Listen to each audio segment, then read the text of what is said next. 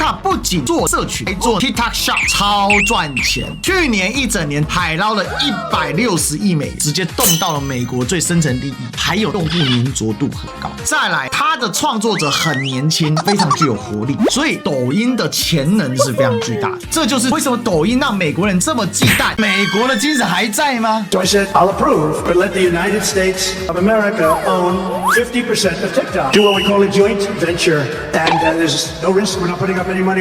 这不是打劫私有资本吗？这非常的惊人的。那川普确实解了 TikTok 这局。As of today, TikTok is back. We won the youth vote by 36 points. So I like TikTok. 这就是个巨量讯号 ，TikTok 暂时转危为安，但好戏才正要上演。Ladies and gentlemen, welcome the host.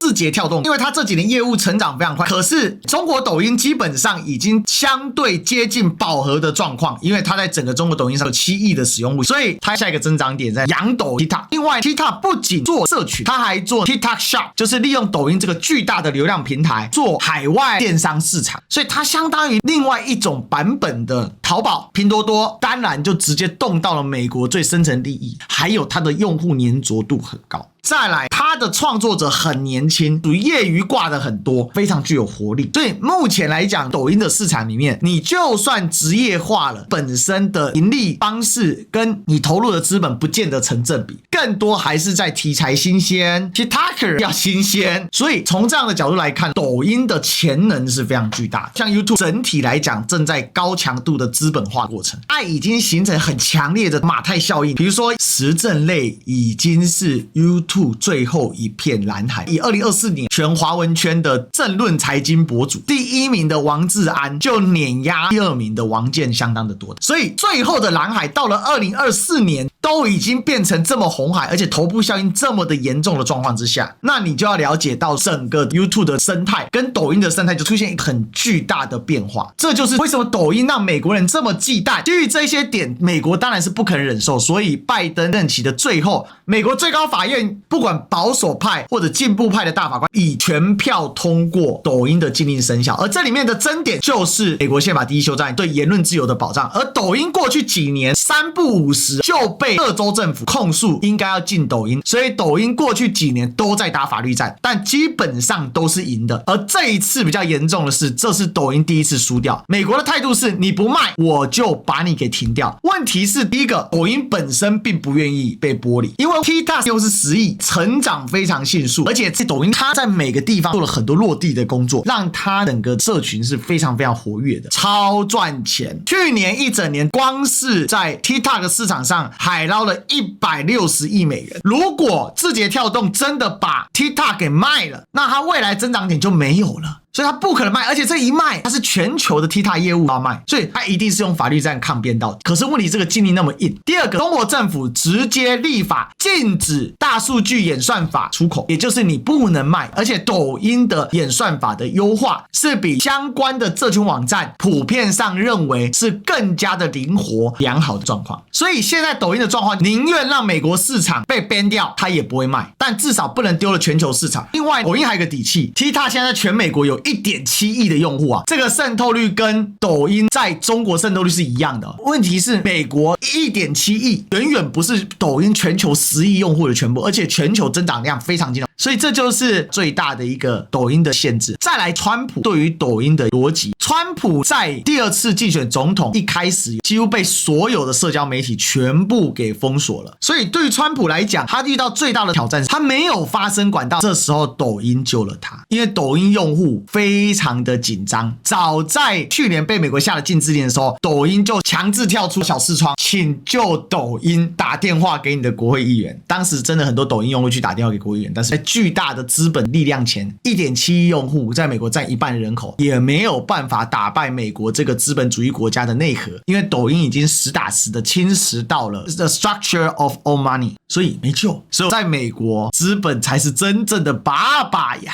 而犹太人正好控制着资本，所以犹太人就是真正的爸爸呀。爸爸的爸爸叫爷爷，爷爷的爸爸叫 capital。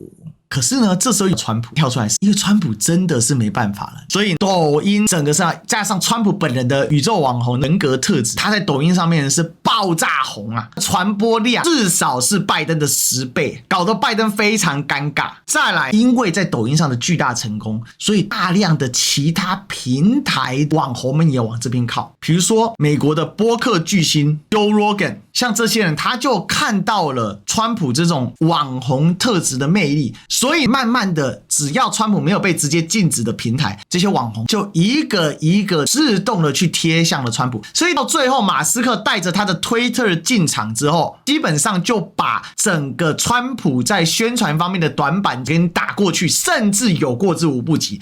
那你就可以看到抖音在救川普这件事情上爆发了巨大的能量。那转机就在这里，川普开始对抖音抱持一个非常暧昧的态度，但最好笑是所谓的禁令是川普发起的，所以他如果不进抖音，那你不是打自己的脸吗？但你进抖音，那抖音社群给了你这么大的支持力度，所以这里面就出现了巨大的矛盾点，所以川普就开始讲很多很暧昧的话。但问题，拜登加强对抖音的最后杀招，也就是抖音的禁令生效。所以 TikToker 为什么要支持川普？救命稻草啊！而且全美国据统计，至少有700万人用抖音在生活工作，超级无敌夸张。所以抖音这一季700万人要失业，这些人能不早出升天吗？所以这一切的铺陈就造就了今天小红书的抖音难民潮。各位同学 ，TikTok 禁令来了一个峰回路转，现在竟然又开放了。但对 TikTok 来讲，目前最大的问题是它在 Google 跟 Apple 的 App Store 它没有办法新增用户下载，所以 TikTok 的目标是要完全解开这道禁令，而不是单单只是暂缓禁令执行哦。那 TikTok 随即重新开放使用，所以他就发了一个通告叫 Welcome back. As a result of President Trump's efforts, TikTok is back in the US. As of today, TikTok is back.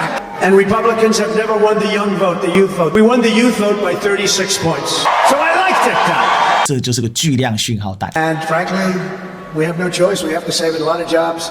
We don't want to give our business to China. We don't want to give our business to other people. 川普找了一个非常刁钻的角度切入 TikTok 问题。 And I said, you know, TikTok without my approval, I mean, TikTok is worth nothing, zero. 当然，这是川普独特的夸大说法。 So I said, I'll approve, but let the United States of America own 50% of TikTok. Do what we call a joint venture. And there's no risk. We're not putting up any money. 这不是打劫私有资本吗？美国的精神还在吗？这非常的惊人的。那川普确实解了 TikTok 这局，不得不说啊，川普确实是越来越成熟且带有商业手腕的政客啊。这一轮当中 ，TikTok 暂时转危为安，但好戏才正要上演，因为后面的扯皮啊会更加严重，还有非常的瓜，我们等着吃。